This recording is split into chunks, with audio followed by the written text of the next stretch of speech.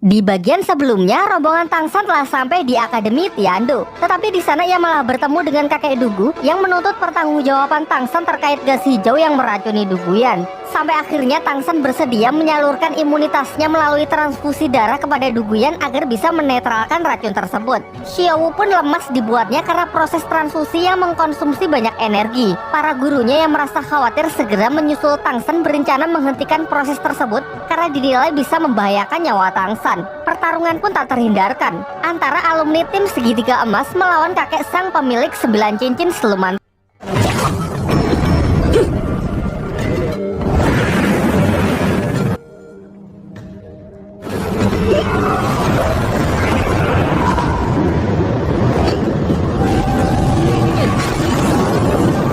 Beruntung sebelum sempat ada yang terluka, Tangsan segera datang untuk menghentikan mereka sembari mengatakan kalau operasinya telah berhasil. Dan benar saja, setelah diperiksa racun di tubuh Duguyan sudah sepenuhnya hilang. Namun sayangnya Xiaowu yang telah berusaha keras jatuh pingsan akibat transfer energi yang terlalu berlebihan. Kakek Dugu lalu mengatakan bahwa ia sempat melihat Xiaowu telah kehilangan ketiga cincin siluman rohnya. Menurutnya hal ini mengakibatkan kekuatan roh pelindungnya tak akan pernah bisa dipulihkan lagi. Setelah Xiaowu siuman, kakek Dugu mengajak mereka pergi ke puncak gunung untuk memanen tanaman obat. Ia tahu kalau orang-orang Sri Lanka sedang kesulitan dana, sehingga ia mengizinkan agar mereka mengambil tanaman obat sebanyak yang dibutuhkan untuk dijual dan nantinya uang yang terkumpul bisa digunakan untuk membayar biaya pendaftaran turnamen. Kemudian kakek Dugu juga menunjukkan kalau di sana terdapat sebuah pintu gaib menuju dimensi lain yang tak bisa dimasuki oleh siapapun. Diceritakan kalau pintu gaib tersebut merupakan sisa peninggalan dari perang besar dahulu kala di dunia dahulu antara sebuah organisasi rahasia yang melawan Balai Roh Pelindung. Ia menambahkan mungkin saja di balik pintu ini terdapat tanaman obat yang lebih berharga daripada yang ada di luar, meskipun mustahil ia dapat memasukinya. Sebelum mereka meninggalkan tempat itu, tiba-tiba Tangsan mendengar sebuah bisikan yang menyuruhnya masuk ke pintu gaib menggunakan roh pelindung rumput peraknya sebagai kunci. Dan benar saja, mengikuti bisikan yang ia dengar, ia bersama Xiaowu berhasil masuk ke tempat misterius tersebut. Kalau kalian masih ingat di bagian awal, tempat ini adalah padang rumput yang selalu muncul di dalam mimpi Tangsan. Ternyata tempat ini adalah sebuah dimensi yang diciptakan oleh Ibu Tangsan sebelum beliau meninggal pasca pertempuran melawan Balai Roh Pelindung. Setelah cukup melihat-lihat, di sini ia mendapatkan pesan terakhir yang sempat dibuat oleh ibunya mengenai hadiah terakhir untuk Tangsan. Hadiah itu meliputi berbagai macam tanaman dewa dan sebuah mata air yang sanggup membantu Tangsan agar bisa menyerap cincin roh siluman di luar batas kemampuan tubuhnya. Pesan itu pun diakhiri dengan harapan kekuatan dan hadiahnya bisa melindungi putranya tersebut. Setelah menyampaikan kalimat terakhirnya, tiba-tiba Xiaowu terbangun dan mendapati ketiga cincin roh miliknya telah kembali, yang membuat kekuatannya kini telah pulih. Singkat cerita, setelah mengambil beberapa tanaman obat di sana, mereka segera kembali ke dunia nyata. Tangsan kemudian berbaik hati membagikan tanaman-tanaman dewa tersebut ke kakek Dugu dan teman-temannya yang masing-masing memiliki khasiat berbeda. Ia juga memberikan satu kepada Master Xiao yang bermanfaat untuk mengupgrade kekuatan Master Xiao sehingga ia bisa menyerap cincin roh ketiga dan seterusnya. Sedangkan sisanya diserahkan kepada Pak Kepala Akademi untuk dijual yang nantinya uangnya bisa digunakan untuk biaya pendaftaran mengikuti turnamen. Namun Master Xiao menyadari bahwa tanaman-tanaman itu bukanlah tanaman yang mudah didapat.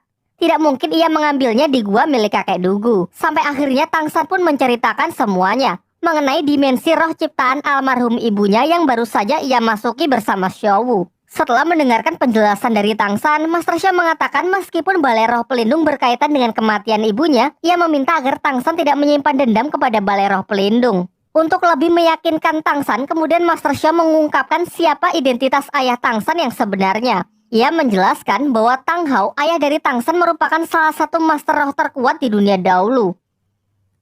Pada awalnya ia adalah orang kepercayaan dari suami Bibi Dong, pemimpin Balai Roh Pelindung sebelum Bibi Dong yang mengabdi untuk Balai Roh Pelindung. Singkatnya, karena suatu alasan, Tang Hao membelot dan justru menyatakan perang terhadap orang-orang dari Balai Roh Pelindung. Akibat perang yang terjadi, menewaskan pemimpin dari pihak Balai Roh Pelindung sehingga Bibi Dong lah yang maju menggantikan posisi yang kosong tersebut. Sedangkan Tang Hao, ayah dari Tangsan yang dicap sebagai pengkhianat kerajaan, mulai saat itu dinyatakan sebagai buronan. Di malam harinya, kakek Dugu datang menemui Tangsan. Ia sangat senang karena racun di tubuh Duguyan kini sudah benar-benar hilang, dan karena itulah ia berjanji untuk memberikan perlindungannya kepada Tangsan. Sementara itu, Ningrongrong curhat kepada Suying mengenai roh pelindung miliknya yang telah bermutasi, yang awalnya hanya pagoda 7 tingkat, sekarang menjadi 9 tingkat. Menurutnya keanehan ini terjadi setelah ia memakan tanaman dewa dari Tangsan. Namun ketika ia ingin pergi untuk menceritakan masalah ini kepada Xiaowu, ia malah diculik di tengah jalan. Penculikan Rongrong sontak membuat semuanya panik karena mereka sama sekali belum tahu siapa penculik tersebut. Tetapi sebelum teman-temannya sempat mengejar, mereka bertemu dengan Pak Kepala Akademi yang sudah terlebih dahulu melakukan pengejaran. Ia mendapatkan pesan kalau orang yang telah menculik Ningrongrong adalah orang dari klannya sendiri. Karena itulah ia melarang semuanya agar jangan ikut campur karena kemungkinan ini adalah masalah internal klan mereka. Dan benar saja, Ningrongrong diculik oleh seseorang yang ternyata adalah tetuanya sendiri dari klan Qibao. Ia kemudian dibawa menuju kantor kedutaan klan Qibao yang berada di kerajaan Tiando untuk menemui ayahnya yang merupakan pemimpin dari klan Qibao. Sang ayah lalu menjelaskan bahwa tujuan ia kesini adalah untuk melindunginya dan menjauhkannya dari turnamen Akademi Roh. Karena ia mendapatkan informasi bahwa turnamen Akademi Roh kali ini hanyalah sebuah settingan yang akan dimanfaatkan untuk kepentingan dalang di baliknya. Ia juga mengungkapkan kalau sebenarnya niat memasukkan putrinya ke Sri Lanka adalah demi menghindarkannya dari turnamen Akademi Roh. Karena ia tahu dengan status Akademi Sri Lanka yang tidak resmi maka tak akan bisa mengikuti turnamen. Namun siapa sangka kalau mereka malah datang ke kerajaan Tiando untuk meminjam nama akademi.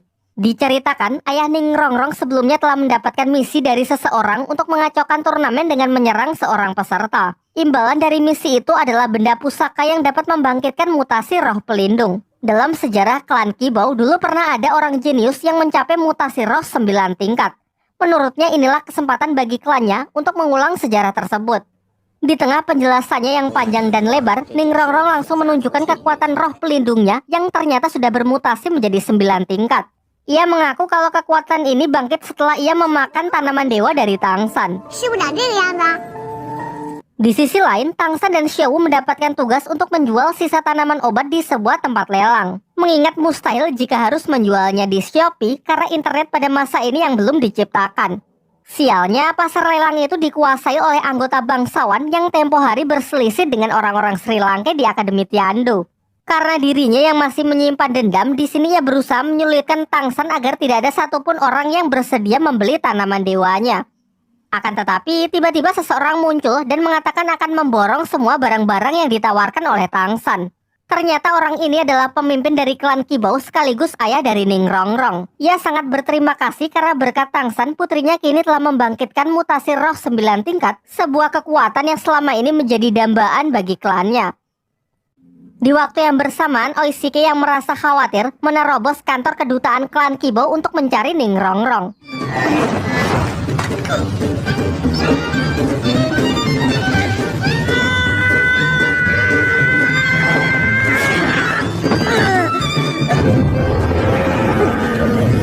Dengan kemampuan seadanya dibarengi tekad yang kuat, ia pun melakukan perlawanan dan berhasil menerobos pasukan untuk membawa kabur Ningrongrong. Tentunya tak semudah itu. Ia yang hanya bertipe support sangat kewalahan berhadapan melawan tetua klan Qibao yang sedang berjaga di sana. Namun ternyata di sini ia hanya bersandiwara dan berpura-pura jahat untuk menguji kesungguhan hati dari Oishike. Dan benar saja, Oishike sangat serius untuk mengorbankan dirinya dan menyuruh Ningrongrong untuk pergi terlebih dahulu. Singkat cerita, berkat kecerdikannya, ia mampu meloloskan diri bersama Ningrongrong menggunakan kiwi terbang dari salah satu kemampuan roh pelindungnya.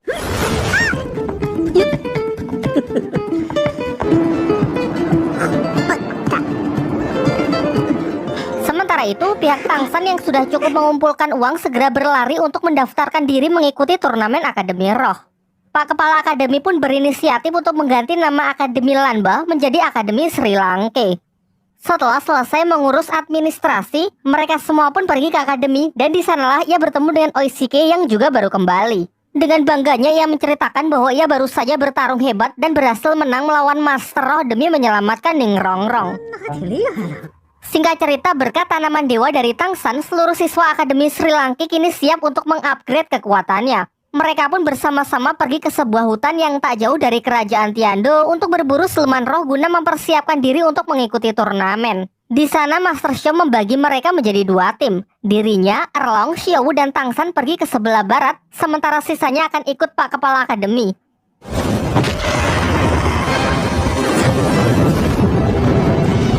Dari sini diperlihatkan kemampuan roh pelindung dari Liu Erlong yang bernama Naga Api Ungu tengah bertarung melawan siluman roh berwujud ulat. Ia menjelaskan kemampuan apinya ini sedikit berbeda dari milik Mang Haojun, karena menurutnya lebih kuat dan lebih tak terkontrol sehingga setiap kali selesai pertarungan, maka seluruh pakaiannya juga akan ikut terbakar. Diceritakan pernah ada kejadian kocak dulu saat masih satu tim dengan Master Xiao di segitiga besi emas. Kala itu selesai pertarungan, Liu Erlong langsung jatuh pingsan sebelum sempat mengganti pakaiannya. Master Xiao mengaku tidak ada pilihan lain karena waktu itu mereka cuma berdua. Sementara Pak Kepala Akademi sudah lebih dulu pergi mengejar musuh. Sehingga Master Xiao lah yang mau tidak mau harus menggantikan pakaiannya. Melanjutkan pencarian siluman yang cocok untuk Tangsan, mereka bertemu dengan siluman laba-laba yang dinilai usianya cocok untuk Tangsan. Diketahui karena sebelumnya Tangsan telah menyerap cincin roh siluman laba-laba juga, hal ini membuat siluman laba-laba lain seakan menyimpan dendam kepada Tangsan, sehingga makhluk tersebut langsung mengincarnya. Akan tetapi pengejaran itu membawa mereka ke tempat siluman laba-laba penggali yang jauh lebih besar dengan usia puluhan ribu tahun. Dengan sangkar jaring laba-labanya, si laba-laba besar itu mengurung Erlong dan Master Xiao yang membuat mereka tak bisa membantu Tangsan. Sementara itu ternyata laba-laba yang kecil kembali dan berusaha membunuh Tangsan. Di sini kita ditunjukkan untuk pertama kalinya Tangsan dapat memanfaatkan kaki laba-laba yang keluar dari punggungnya untuk melakukan manuver serta serangan untuk membunuh laba-laba tersebut. Namun di saat ia lengah, ia nyaris dihabisi oleh laba-laba besar yang juga mengejarnya. Beruntung guru Erlong yang sudah terbebas datang dan berhasil melumpuhkan si laba-laba besar.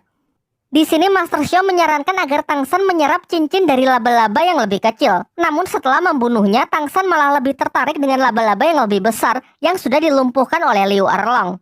Tangsan lalu teringat kalau sebelumnya ibunya memberikan mata air yang bisa membantu dalam penyerapan cincin siluman di luar batas kemampuannya. Akhirnya dengan modal itu, ia pun memberanikan diri untuk tetap menyerap cincin roh siluman lebih dari 10.000 tahun tersebut.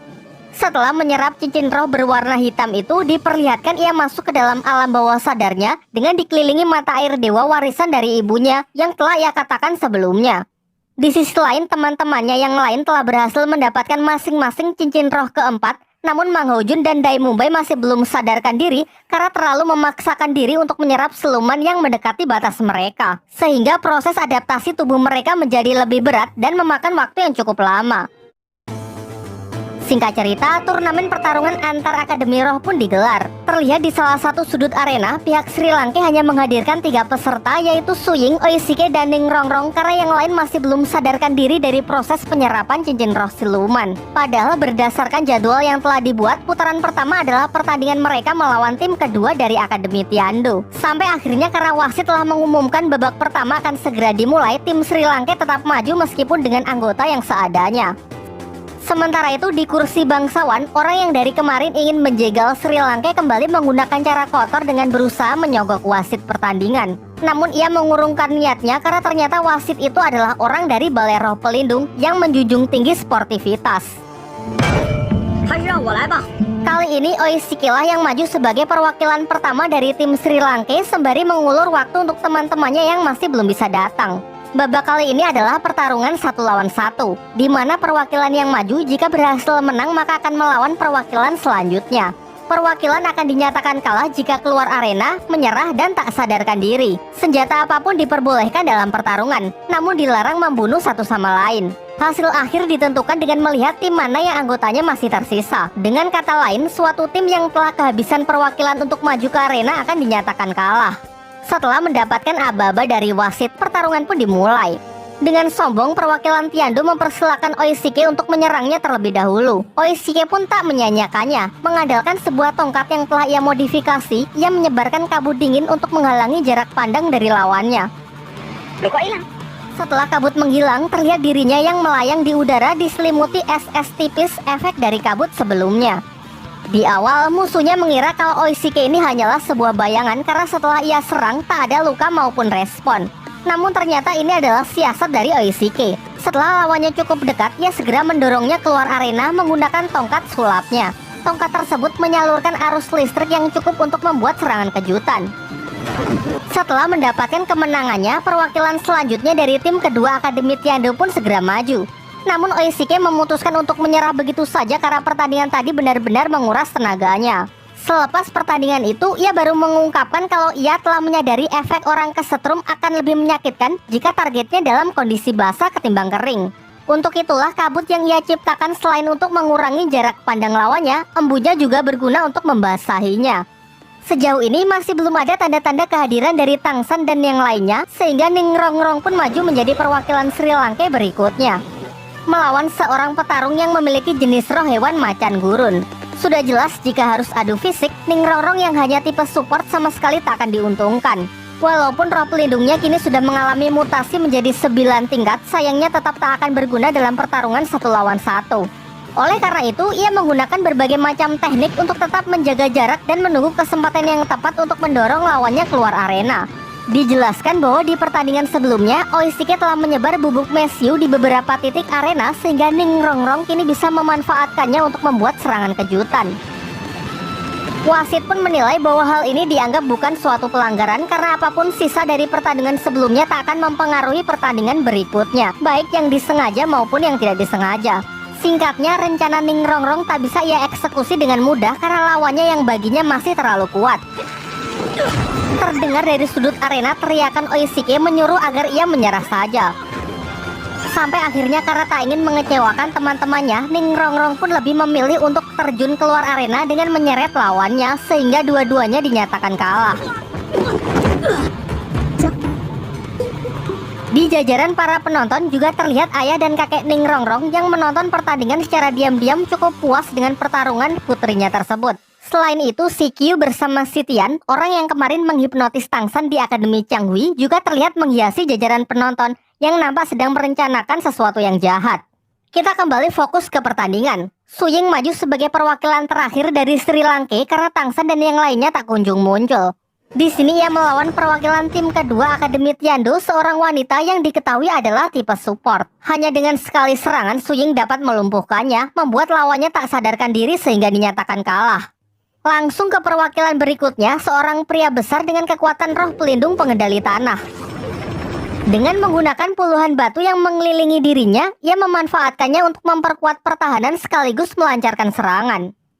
Namun terlihat gerakan Su Ying yang lebih lambat dari biasanya. Dan terungkap hal ini karena kemampuan roh pelindung dari lawan wanita sebelumnya yang telah menempelkan sebuah lapisan perisai baja ke tubuh Su Ying sehingga memberinya beban saat bergerak. Meski sudah menyadari hal itu, ia tak lantas menyerah begitu saja walaupun tak berhasil mendaratkan satu serangan pun dan justru terus menerima pukulan batu dari musuhnya. Dan ternyata serangan-serangan yang ia terima adalah bagian dari strateginya demi menghancurkan perisai baja yang dari tadi membebani tubuhnya. Meskipun rencana tersebut juga memberikannya luka yang cukup fatal, alhasil usahanya tak sia-sia karena dengan ini ia bisa memenangkan pertarungan. Kembali ke arena, Su Ying yang masih mampu bertahan berhadapan dengan ketua tim kedua Akademi Tiando yang diketahui bernama Tai Long, juga memiliki 4 cincin roh dengan kekuatan roh pelindung tipe hewan buas Raja King Kong. Baru ingin melancarkan serangan pertama, Su Ying sudah terjatuh akibat tenaganya yang sudah terkuras di pertandingan sebelumnya. Namun karena tekadnya yang kuat, ia tetap tak ingin menyerah yang membuatnya dihajar habis-habisan oleh lawannya yang masih dalam kondisi segar bugar. Tai Long lalu mengungkapkan bahwa dengan kekuatan roh pelindungnya, ia sama sekali tak butuh strategi dalam bertarung karena menurutnya cukup hanya mengandalkan damage yang besar. Sampai akhirnya karena terus menerima serangan fatal, Su Ying pun dapat dikalahkan. Sementara itu, jauh di penginapan, Dai Mumbai sudah terbangun dari tidur panjangnya. Di atas meja ia melihat sebuah surat yang ditinggalkan Master Xiao yang mengatakan kalau pertandingan sudah dimulai dan mereka diperintahkan untuk segera menyusul setelah terbangun. Di sini sebenarnya Mang Ho Jun sudah bangun terlebih dahulu, namun ia tetap santai-santai saja karena ternyata ia tidak bisa membaca. Kini setelah kekalahan itu, Akademi Sri Lanka pun sudah kehabisan anggota untuk maju ke arena. Sang wasit lalu mulai berhitung. Jika dalam hitungan ketiga benar-benar sudah tidak ada perwakilan yang masuk ke arena, maka tim Sri Lanka akan dinyatakan kalah. Beruntung Tang San datang tepat waktu dan langsung masuk ke arena untuk maju sebagai perwakilan berikutnya dari Akademi Sri Lanka. Dengan kepercayaan diri yang tinggi, ia menunjukkan kekuatan roh pelindung rumput biru perak di tangan kanan dilanjutkan dengan kemunculan 4 cincin roh yang melingkar di tubuhnya. Hal ini sangat mengejutkan semua orang karena masih belum bisa percaya saat menyaksikan salah satu cincin milik Tang San berwarna hitam yang merupakan cincin siluman berusia puluhan ribu tahun. Tai pun tak ingin kalah, mengamuk dengan mengeluarkan kekuatan roh pelindung Raja King Kongnya secara maksimal, bermaksud melancarkan serangan terlebih dahulu.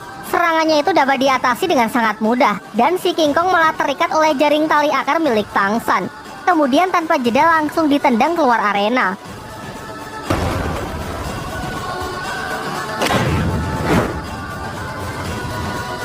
Sehingga sudah jelas Tang San lah yang dinyatakan sebagai pemenang.